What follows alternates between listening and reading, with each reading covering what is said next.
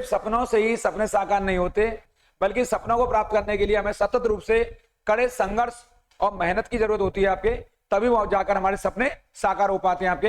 मेरे प्यारे विद्यार्थियों का बहुत स्वागत, अभिनंदन। चैत्य channel career plus BR sir के साथ आप सबको प्रणाम, नमस्कार, जय हिंद। आप सभी लोग देवी स्वरूप अपने मां के चरणों में प्रणाम करेंगे। और आज मैं बात करूंगा आपसे इस पढ़ाई की पंचायत पर। यहां बात करूंगा इस धमाकेदार करंट अफेयर 2023। ये बच्चों ने बार बार मुझे कमेंट और फोन के माध्यम से कहा, सर 2023 में एक करंट अफेयर पर धमाकेदार एक क्लास हो जाए आपके। तो मैं आज आपको बताऊंगा, बड़ा एक बेहतरीन और बड़ा दिन है आज आपके, बड़ा खास दिन है। आज मैं बात कर रहा हूं आपसे यहाँ पर 26 जो सितंबर का बड़ा दिन आपके, बड़ा महत्वपूर्ण है, क्योंकि आज के दिन 26 सितंबर को भारत के सूचना एवं प्रसारण मंत्रालय, सूचना एवं यहाँ पर प्रसारण मंत्रालय, यहाँ पर भारत सरकार के सूचना एवं प्रसारण मंत्रालय, ये आपको बड़ा खास है। और भारत सरकार के इस इंफॉर्मेशन एंड ब्रॉडकास्टिंग मिनिस्ट्री द्वारा आज के दिन 53वें, यहाँ पर 53वें दादा साहेब फाल्के, दादा साहेब, ये मैं लिखा है बोर्ड पर, फाल्के अवार्ड के लिए जो लाइफ टाइम अचीवमेंट अवार्ड है, लाइफ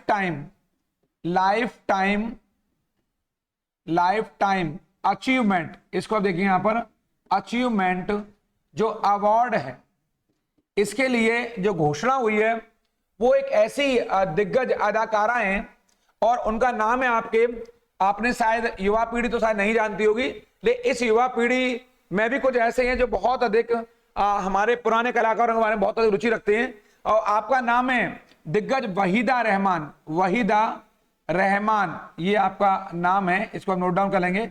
आपको इस Dada Saheb Phalke life time achievement के लिए चुना गया आपके। और इसकी घोषणा हमारे जो सूचना प्रसारण मंत्री हैं अभी वर्तमान में, कौन, अनुराग ठाकुर, कौन है वो, अनुराग ठाकुर हैं, उन्होंने घोषणा की है।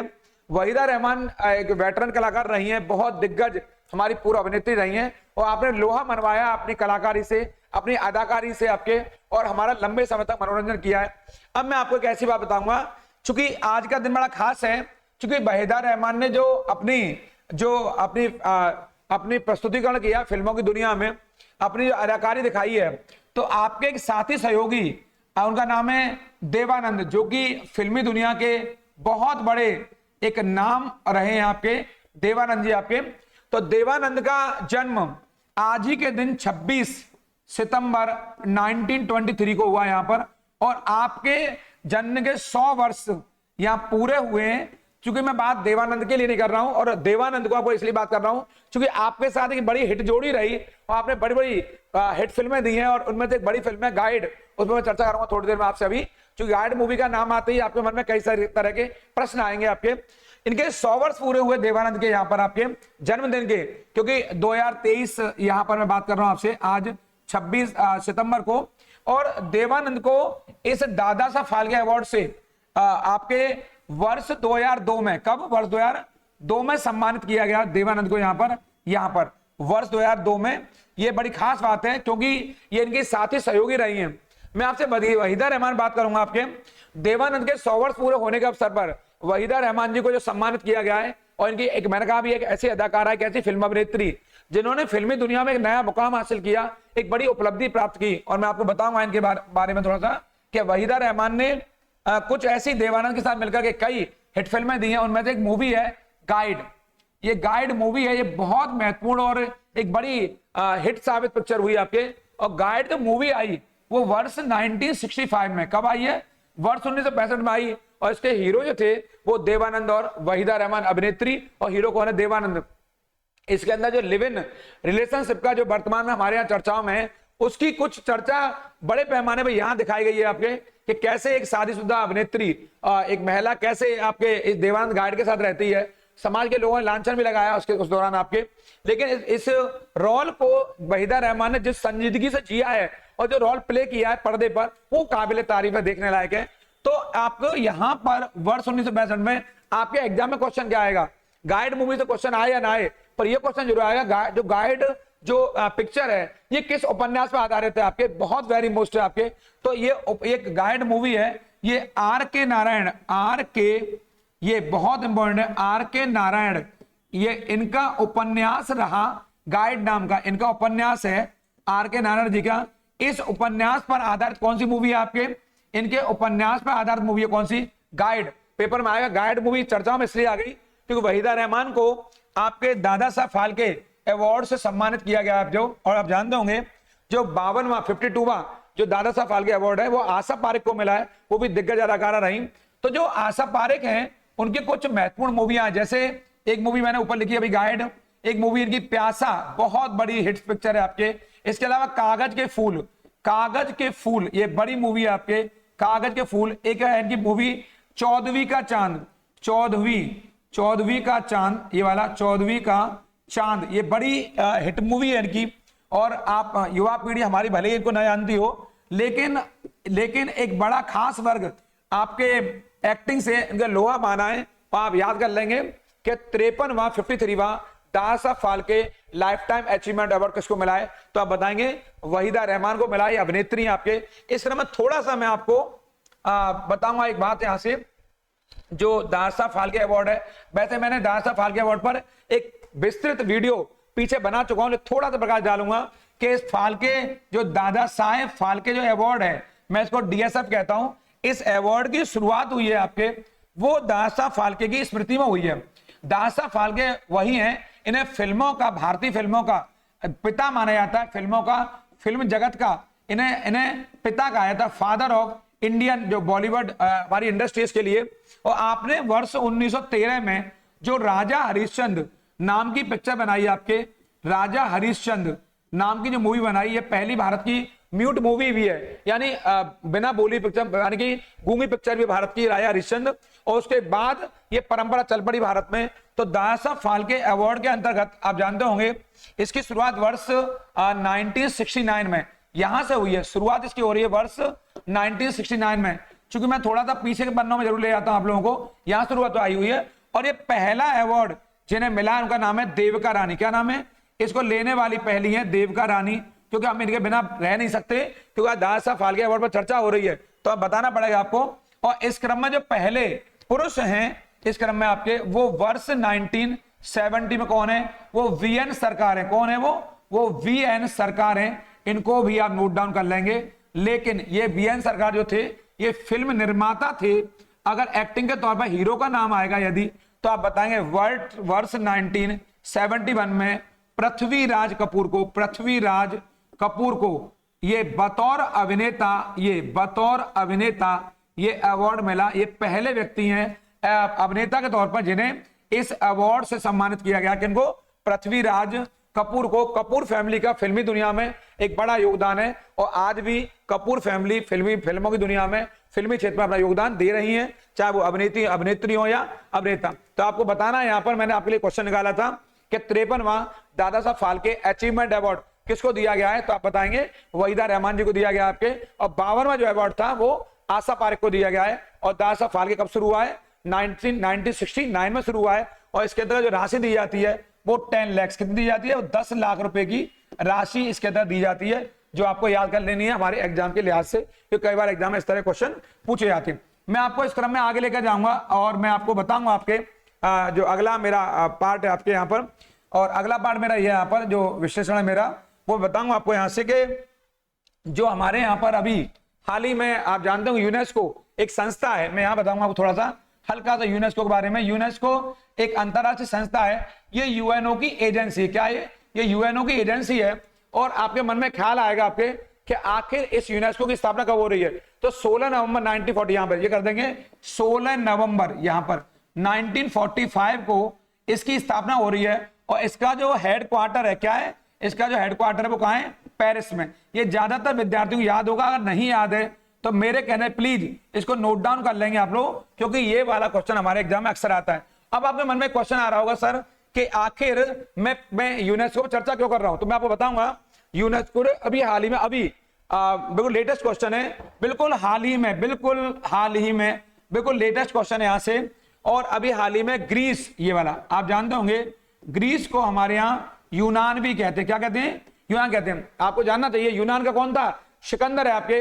तो यहीं का ग्रीस का एक माउंटेन है, क्या नाम है, एपिरस माउंट पिंडोस। क्या नाम है, एपिरस। ये रहा एपिरस, यहां पर लिख दिया है माउंट, यहां पर पिंडोस, यहां पर ये बहुत बहुत आपके लिए महत्वपूर्ण अभी लेटेस्ट चर्चा में आ गया है, क्योंकि जो आपका जो यूनेस्को संस्था है उसने ग्रीस के एपरेज माउंट पिंडोस पर्वत पर एक स्थित एक आपका चोटी का नाम है जागो रोचोरिया। क्या नाम है? जागो रोचोरिया, ये नाम कर लेंगे आपको यहां से। जागो, ये रहा जागो रोचोरिया, इसको यहां पर जागो रोचोरिया को विश्व धरोहर, क्या पर विश्व धरोहर यहां पर स्थल में शामिल कर लिया है इसको। ये आपके इंपॉर्टेंट है, इसको मेरे कहने से आप सब लोग अंडरलाइन करके इसको जागो रोचोरिया को यहां पर इसको विश्व धरोहर स्थल में शामिल कर लिखा है। में विश्व धरोहर स्थल में, विश्व धरोहर सूची में शामिल किया गया वो जागो रोचोरिया को। ये कर्नाटक का क्वेश्चन है, बहुत इंपॉर्टेंट है। और कहां पड़ेगा ये ग्रीस में, क्या नाम है? एपिरस माउंट पिंडोस पर स्थित है आपके,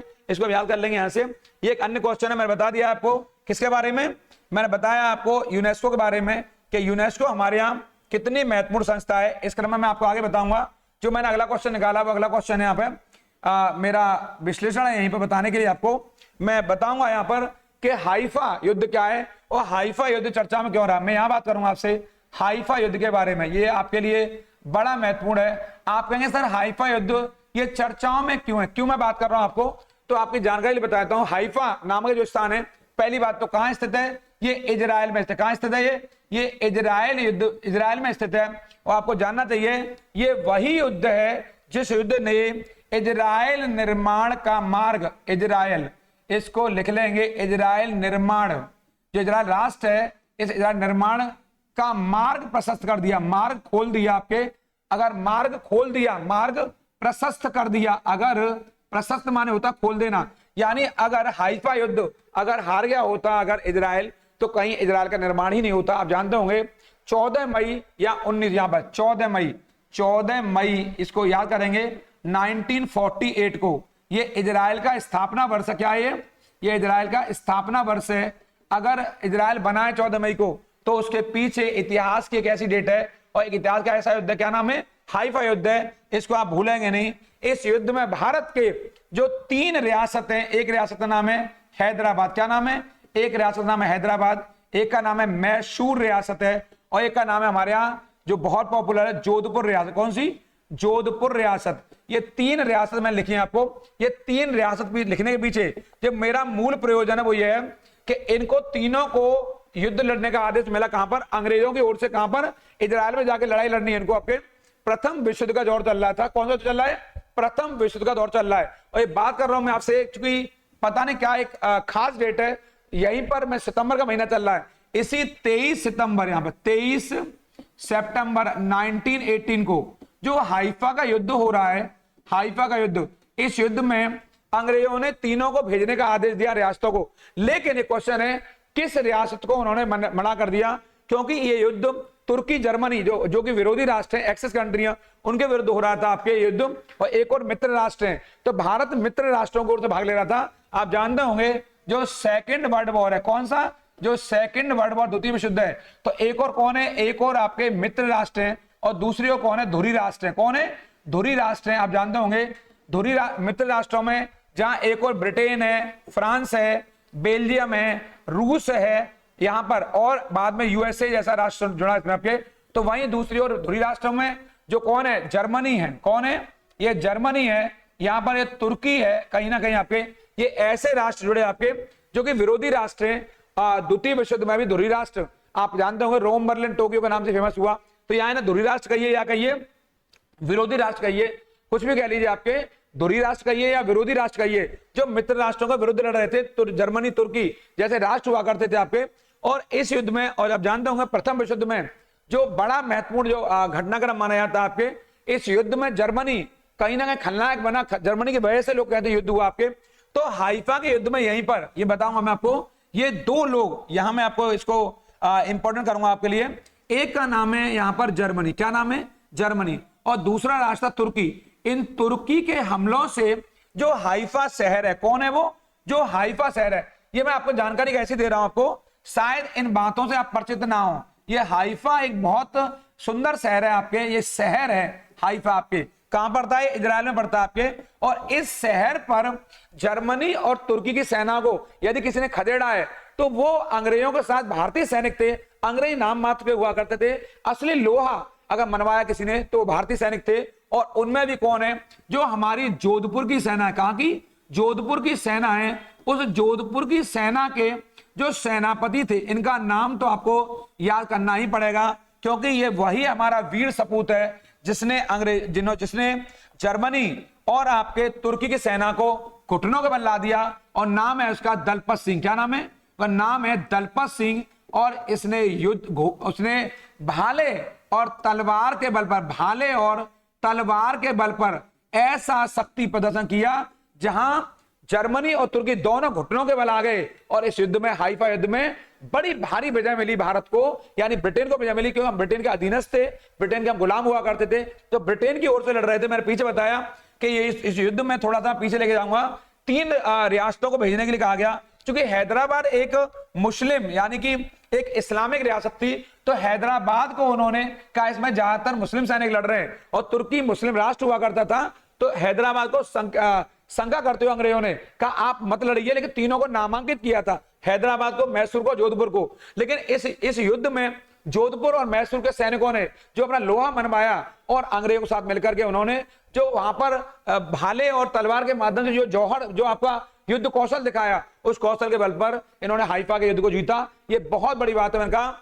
अगर हाइफा का युद्ध ना जीता गया होता तो शायद इजराइल का मार्ग प्रशस्त ना हुआ था, इजराइल देश नहीं बन पाता। इसीलिए अभी हाल ही में भारत के प्रधानमंत्री जब इजराइल पहुंचे तो आप जानते होंगे इजराइल में यही हाइफा पहुंच करके अभी इनका बड़ा भारी स्वागत हुआ। और अभी चर्चा में क्या बताऊंगा मैं आपको, अभी 105वां यहां पर स्मृति दिवस मनाया गया अभी आपके अभी 2023 में, इसलिए यहां एक समारोह का आयोजन हुआ हाइफा में। तो हाइफा में एक स्मृति महोत्सव मनाया जा रहा है। कौन सा, 105वां, इसे आप याद कर लेंगे। हाइफा वो शहर है जो इजराइल का शहर है और भारतीय सैनिकों के दम पर ये इजराइल की स्थापना हुई कहीं ना कहीं, इसलिए इजराइल भारत का ऋणी है, भारत का एक प्रकार से आप कहते हैं भक्त है आपके। भारत ने अगर सहयोग ना किया होता तो शायद आज इजराइल के निर्माण का मार्ग भी प्रशस्त ना हुआ था। और आपकी जानकारी बताता हूं, इजराइल एक यहूदी राष्ट्र है। कैसा राष्ट्र है, ये एक यहूदी राष्ट्र है। और मैंने बता दिया वर्ष 1948 में ये राष्ट्र चर्चाओं में आया, यद्यपि वर्तमान अस्तित्व में आया। और यद्यपि फिलिस्तीन के साथ, कौन सा राष्ट्र, फिलिस्तीन के साथ अभी कुछ क्षेत्रों को लेकर विवाद चल रहा है। और इजराइल वो क्षेत्र है वेस्ट बैंक, इनको अब याद कर लेंगे कौन क्षेत्र है, वो वेस्ट बैंक का इलाका है। इसके अलावा एक क्षेत्र है गाजा पट्टी, कौन सी, गाजा पट्टी, इसे बोलते हैं गाजा स्ट्रिप बोलते हैं। और इसको बोलते हैं पश्चिमी किनारा। क्या बोलते हैं, पश्चिमी किनारा। ये कोई वैसी बैंक नहीं है, यहाँ बैंक का मतलब किनारे से है, इनको आप याद कर लेंगे। इनको लेकर के फिलिस्तीन और इजराइल के मध्य बड़ी भारी शत्रुता है, क्योंकि फिलिस्तीन दावा करता है कि ये क्षेत्र मेरा है। इसके अलावा फिलिस्तीन कहीं ना कहीं, आपकी जानकारी बताता हूं, जो आपका यरूशलेम है, कौन सा, यरूशलेम, जो क्षेत्र यरूशलेम कहते हैं, यरूशलेम, इस पर भी दावा करता है कि यरूशलेम भी मेरा है। यदि वर्तमान में यरूशलेम जो क्षेत्र है, वो क्षेत्र वर्तमान में किसकी राजधानी है आपके, वर्तमान में ये यरूशलेम क्षेत्र, आपके यहां पर कर दूंगा इसको, वर्तमान में यरूशलेम इस समय किसकी राजधानी है आपके, इजराइल की राजधानी है। और वर्तमान में तीनों ही क्षेत्रों पर, चाहे वो वेस्ट बैंक है, चाहे वो गाजा पट्टी है, चाहे वो यरूशलेम है, इन तीनों पर यहूदी राष्ट्र इजराइल का एकाधिकार है। और फिलिस्तीन से क्षेत्र छीन लिए गए हैं आपके। फिलिस्तीन इन तीनों क्षेत्रों पर अपना दावा करता है कि तीनों क्षेत्र मेरे हैं, इसलिए क्षेत्र चर्चाओं में रहे हैं अक्सर। लेकिन मेरा अभी जो मेन टारगेट है, वर्ष जो करंट अफेयर बढ़ा रहा हूं, मैंने कहा धमाकेदार करंट अफेयर्स, वो इसलिए बता रहा हूं क्योंकि 105वां स्मृति समारोह दिवस मनाया जा रहा है। कहां पर, हाइफा में। और हाइफा की विजय भारतीय सैनिकों के शौर्य और युद्ध कौशल का प्रतीक मानी जाती है। यहां भारतीय सैनिकों ने अपने प्राणों का बलिदान देकर के इजराइल के हाइफा शहर को बचाया, किससे, तुर्की से और जर्मनी से। आप ये प्रथम विश्व युद्ध के दौरान की बात हो रही है और मैंने पीछे डेट बता दी आपके, इस युद्ध की बहुत महत्वपूर्ण है। इस क्रम में मैं आपको बताऊंगा मेरा अगला विश्लेषण है आपके, जो आपके बहुत बहुत महत्वपूर्ण है। वो मेरा विश्लेषण है अभी बिल्कुल लेटेस्ट खबर है, बिल्कुल लेटेस्ट। और वो खबर ये है, बॉलीवुड के एक बड़े स्टार हैं, बॉलीवुड के, आप जानते हैं फिल्म इंडस्ट्री को, जो बॉम्बे में, हमारे यहाँ बॉलीवुड का केंद्र कहाँ है, हमारे यहाँ मुंबई में। कहां पर है, मुंबई में। इसको पहले बॉम्बे कहते थे, बॉम्बे अपने ऐसे मान लीजिए विदेशी क्षेत्र मानते थे, बहुत बड़ा। लेकिन आज तो हमारी दुनिया पूरी मुट्ठी में, मैं लिखा भी है, अब होगी दुनिया मुट्ठी में, क्योंकि करंट अफेयर्स का टाइटल भी हमारा यही है। आज जब से हमारी जेब में हमारे मोबाइल आया है तो मोबाइलाइजेशन हो गया, मोबाइल आने से पूरी दुनिया हमारी मुट्ठी में आ चुकी है, पलक झपकते हम सारी बातों को समझ जाते हैं। तो बताऊं आपको बॉलीवुड के लिए अभी बिल्कुल एक बुरी खबर आई आपके, जब बॉलीवुड के एक राइटर, उनका नाम है प्रयागराज, बॉलीवुड के राइटर हैं, यहां लिख रहा हूं मैं आपके, उनका नाम है प्रयागराज, इनको आप नोट डाउन कर लेंगे, प्रयागराज नाम है इनका। अभी अभी बिल्कुल निधन हुआ है और पूरा जो बॉलीवुड है वो शोक संतप्त है आपके, और 88 वर्ष की उम्र में आप इस दुनिया को अलविदा कह कर गए आपके, और इनका देहांत हुआ है। और मैं आपके लिए बताऊंगा, आपके जो राइटर है प्रयागराज, ये प्रयागराज कोई जगह का नाम नहीं है, ये राइटर है प्रयागराज, इनका देहांत हुआ है और इनका निधन हुआ है आपके यहाँ से। और आपने कुछ ऐसी मूवियां दी हैं जैसे अमर अकबर एंथोनी, अमर अकबर आपने शायद देखी भी होगी आपके, अमर अकबर एंथोनी, ये इन्हीं के द्वारा एंथोनी, ये इन्हीं के द्वारा लिखित मूवी है अमर अकबर एंथोनी, आपने लिखी, अमिताभ द्वारा इसमें रोल प्ले किया, ऋषि कपूर और आपके जो विनोद खन्ना है। इसके अलावा आपके द्वारा कुली जैसी मूवी भी लिखी गई है आपके। ऐसी कुछ मूवियां हैं जो आपने लिखी हैं, आपके बहुत महत्वपूर्ण मूवियां हैं। आपने बहुत सारी पटकथाएं लिखी हैं, उन पटकथाओं के लिए फिल्म इंडस्ट्री आपको याद कर रही है। बिल्कुल लेटेस्ट क्वेश्चन है, इसको आप लोग यहाँ से याद कर लेंगे। क्या नाम है इनका? प्रयागराज नाम है, और आप एक राइटर हैं और आपने दुनिया से अलविदा कहा है। इस तरह में मैं आपको बताऊंगा जो अगला मेरा करंट का क्वेश्चन है आपके लिए बताने के लिए, वो बड़ा महत्वपूर्ण पार्ट है आपके। वो पार्ट है जैसे अभी अभी मध्य प्रदेश के सीएम कौन है इस समय, तो एमपी के सीएम कौन है इस समय, तो एमपी के सीएम है शिवराज सिंह चौहान। कौन है? शिवराज सिंह चौहान। ये शिवराज सिंह चौहान अक्सर अभी चर्चा में रहते हैं, आपको पता होगी, क्योंकि अभी हाल ही में वहां पर चुनाव होने वाले हैं विधानसभा के। बहुत लेटेस्ट खबर है आपके लिए। शिवराज सिंह चौहान ने अभी अभी 108 फीट ऊंची, यहां पर कर देंगे 108 फीट ऊंची, ये रहा 108 फीट ऊंची, बिल्कुल लेटेस्ट है आपके लिए। इस ऊंची यहां पर एक प्रतिमा का अनावरण किया है। वो प्रतिमा और किसी की नहीं बल्कि आदि गुरु शंकराचार्य की। किसकी है? आदि गुरु, ये शंकराचार्य की है, ये आदि गुरु शंकराचार्य की है। ये वहां स्थित दुनिया की सबसे ऊंची प्रतिमा मानी जा रही है आपके आदि गुरु शंकराचार्य की, इसलिए चर्चा में आ गई है। तो आप बताएंगे मध्य प्रदेश में अभी हाल ही में किसकी प्रतिमा का अनावरण हुआ है, तो आप बताएंगे आदि गुरु शंकराचार्य की। और किसने किया है आपके, इसे सबसे बड़ी प्रतिमा माना जा रहा है आपके। और एक किसकी प्रतिमा है? आदि गुरु शंकराचार्य की। ये वही हैं जिन्होंने कौन सा सिद्धांत दिया, आपके जानते होंगे कि सिद्धांत है आपके कौन सा? अद्वैतवाद। क्या नाम है इनके सिद्धांत का? नाम है अद्वैतवाद, जो बहुत बहुत महत्वपूर्ण है, इसको आप याद कर लेंगे। ये इनकी थ्योरी है, सिद्धांत है। इस तरह में मैंने आपके लिए एक पार्ट और निकाला है आपके यहां से, और वो पार्ट है आपके लिए करंट अफेयर का पार्ट है। अभी अभी नदी उत्सव मनाया गया है। नदी उत्सव का चौथा जो संस्करण है, कौन सा? नदी उत्सव का। ये क्वेश्चन है आपके लिए, नदी उत्सव का, ये नदी उत्सव का चौथा, ये क्वेश्चन बनेगा, नदी उत्सव का चौथा ये रहा संस्करण कहां पर आपके हुआ है, ये वाला, ये करंट अफेयर क्वेश्चन है। तो ये वाला पार्ट ये नई दिल्ली में, कहां पर? ये नई दिल्ली में हुआ है आपके, ये आपके लिए इंपॉर्टेंट है। और आपके लिए जो एक बड़ी खास खबर है यहाँ पे वो ये है कि अभी भी अंतरराष्ट्रीय नदी उत्सव, कौन सा? अभी अभी अंतरराष्ट्रीय नदी उत्सव मनाने का जो निर्णय लिया गया है, तो वो 24 सितंबर को यहां पर इसको भी आप अंडरलाइन कर देंगे। ये है अंतरराष्ट्रीय, कौन सा? अंतरराष्ट्रीय नदी उत्सव। क्या है ये? अंतरराष्ट्रीय नदी उत्सव है। इसको भी आप लिख लेंगे कि अंतरराष्ट्रीय नदी उत्सव हमारे यहाँ कब मनाया जाता है, तो आप बता दें 24 सितंबर को मनाया जाता है ये यहाँ पर। और अभी हाल ही में नदी उत्सव का जो चौथा संस्करण है वो कहाँ हुआ है? वो आपके वो हुआ है आपके नई दिल्ली में। ये इंपॉर्टेंट है। इस तरह में मैं आपको एक खबर और बताऊंगा जो बड़ी खास है। इस चैनल को लाइक शेयर करना बिल्कुल नहीं भूलेंगे, क्योंकि आपका चैनल है, आपके द्वारा चालू करवाया गया है। इस चैनल को बिल्कुल ज्यादा से लोगों पहुंचाइए ताकि मेरी बातें घर घर पहुंच सकें। इस चैनल को फैला दीजिए आप लोग, और आपका अगर स्नेह और प्रेम यूं ही मिलता रहा तो बहुत जल्दी ये चैनल आपके घर घर पहुंच जाएगा, हर जन जन तक पहुंच जाएगा। क्योंकि मैं इस पर ऐसी बातें साझा कर रहा हूं आपसे जो शायद कोई प्लेटफॉर्म में साझा नहीं करेगा, तो इस अंदाज में नहीं करेगा जो मैं बता रहा हूं आपको। अभी एक लेटेस्ट खबर सुना रहा हूं आपको। बीसीसीआई ने बिल्कुल अभी अभी आपके डोमेस्टिक लेवल पर और इंटरनेशनल लेवल पर अभी एक सीजन के लिए इंटर लेवल के लिए किसी को अपना पार्टनर बनाया है। यानी मैं बताऊंगा बीसीसीआई ने, आप जानते हैं भारतीय क्रिकेट जो कंट्रोल बोर्ड है अभी आपके भारत का, जो क्रिकेट का सबसे बड़ा बोर्ड है हमारा, ये क्रिकेट का सबसे बड़ा बोर्ड है, जानते होंगे आपके, ये क्रिकेट का सबसे बड़ा बोर्ड है हमारा। तो इसने, मैं यहां बताऊंगा आपको, डोमेस्टिक लेवल, कौन से लेवल पर? डोमेस्टिक लेवल पर। यहां बताऊंगा आपको ये डोमेस्टिक माने क्या होता है? डोमेस्टिक माने होता है घरेलू। क्या होता है? डोमेस्टिक माने होता है घरेलू, यानी घरेलू स्तर पर और आपके अंतरराष्ट्रीय स्तर पर। किसका? अंतरराष्ट्रीय यानी कि इंटरनेशनल लेवल पर, अंतरराष्ट्रीय स्तर पर जो इसने अपना ऑफिशियल अभी पार्टनर चुना है, यहां पर क्वेश्चन आएगा, अपना जो ऑफिशियल यहां पर ऑफिशियल, यहां पर ऑफिशियल जो पार्टनर चुना है, यानी कि आधिकारिक जो साझेदार चुना है, यहां पर इसको बोलेंगे हिंदी में कि अपना आधिकारिक पार्टनर किसे चुना है, ऑफिशियल पार्टनर किसे चुना है, तो आप बताएंगे एसबीआई को। ये बड़ा महत्वपूर्ण क्वेश्चन है, यानी कि स्टेट बैंक ऑफ इंडिया, किसको, स्टेट बैंक ऑफ इंडिया को इसने अभी अभी, स्टेट बैंक ऑफ इंडिया को इसने अभी अभी अपना ऑफिशियल पार्टनर चुना है। बड़ा महत्वपूर्ण क्वेश्चन है, इसको मैं कहूंगा आप लोग रट कर जाएंगे।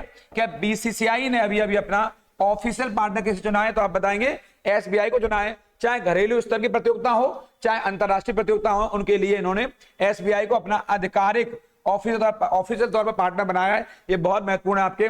आप जानते होंगे इस समय बीसीसीआई के जो चीफ सेलेक्टर हैं, कौन, चीफ सेलेक्टर यानी कि मुख्य चयनकर्ता, उनका नाम क्या है, अजीत अगर, क्या नाम है, अजीत अगरकर नाम है उनका। ये क्वेश्चन आपके अगरकर, ये क्वेश्चन आ सकता है इस समय। क्या बीसीसीआई का जो चीफ सेलेक्टर है बीसीसीआई का, वो कौन है, तो देख लेंगे। ये चीफ सेलेक्टर है, कौन है ये चीफ सेलेक्टर, यानी कि टीम को चुनने वाले व्यक्ति हैं। इनको आप याद कर लेंगे यहां से, चीफ सेलेक्टर को। ये आपके एग्जाम में संभवतः क्वेश्चन आ सकता है और बन सकता है यहां से, कैसा बीसीसीआई का चीफ सेलेक्टर। और ये क्वेश्चन बता दिया, इसको आप लोग यहां से इंपॉर्टेंट कर लेंगे कि आधिकारिक पार्टनर चाहे डोमेस्टिक लेवल पर हो, घरेलू लेवल पर, चाहे अंतरराष्ट्रीय स्तर पर हो, किसे बनाया गया है, तो आप बता दें किसको बनाया गया। इसलिए मैं बताऊंगा आपको, अभी अभी हमारे यहां पर भारत की पहली, जो भारत का पहला जो इंडियन ग्रांड प्री अभी 2023, ये वाला मैं एक क्वेश्चन बताऊंगा। अभी भारत में ये लेटेस्ट क्वेश्चन है, इंडियन, यहाँ पर इंडियन जो ग्रांड प्री है, ये ग्रांड प्री आपके जो अभी आपके वर्ष 2023 की है, ये वाली, ये किसने जीती है वर्ष 2023 के? यहाँ पे इंडिया, जो कि हमारे यहाँ, जो आप जानते होंगे, ये फास्ट रेसिंग की दुनिया की रेसर, आप जानते होंगे, आपके रेसर गाड़ियों की जो रेस होती है, वो जो ग्रांड प्री के नाम से जानते हैं, तो किसने जीती है? तो वो इटली का प्लेयर है, बड़ा पावर, मार्को, क्या नाम है उसका, बेजेची, क्या नाम है, मार्को बहुत इंपॉर्टेंट है ये, मार्को बेजेची, ये बेजेची इनका नाम है, मार्को बेजेची। ये कहां के, ये इटली के, कहां के ये इटली के, इसको आप याद कर लेंगे। इन्होंने ये ग्रांड प्री प्रतियोगिता, ये विजेता है इसके, इसे आप याद कर लेंगे आपके।